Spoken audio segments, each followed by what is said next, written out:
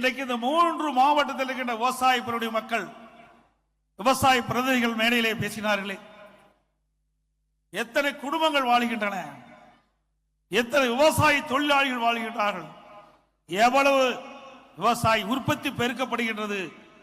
அப்படி ஒரு நல்ல பல திட்டத்தை இந்த 3 மாவட்டத்தில் உங்கள் மூலமாக நிறைவேற்றப்பட்டதற்காக விவசாயிகள் எல்லாம் ஒன்றாக சேர்ந்து இந்த அத்திக்கட அவனாசி கூட்டமைப்பினர் நடத்துகின்ற பாராட்டு உண்மையிலேயே நான் மகிழ்ச்சி வருகின்றேன்.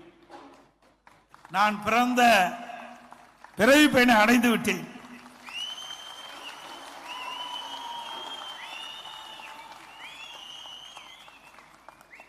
ஒரு விவசாயி என்பது என் வாழ்க்கையிலே தொடங்கி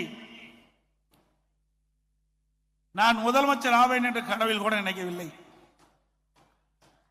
இதே புரட்சி தலைவி அம்மா அமைச்சரவையிலே எனக்கு நெடுஞ்சாலைத்துறை அமைச்சராக முதலிலே வழங்கினார்கள்.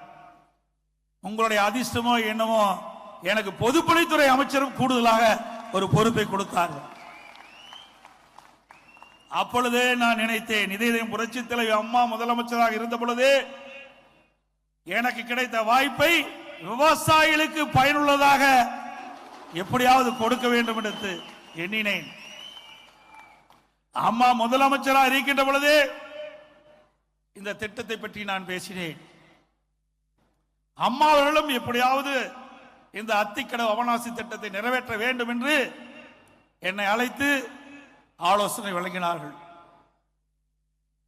அப்பொழுது எனது மனதில் பட்டது, ஆகா, மாண்பு அம்மா அவர்களே அனுமதி கொடுத்து விட்டார்கள், நிச்சயமாக அத்திக்கடவு அவனாசி திட்டத்தை நாம் நிறைவேற்றி விடலாம் என்று எண்ணினேன். அப்பொழுது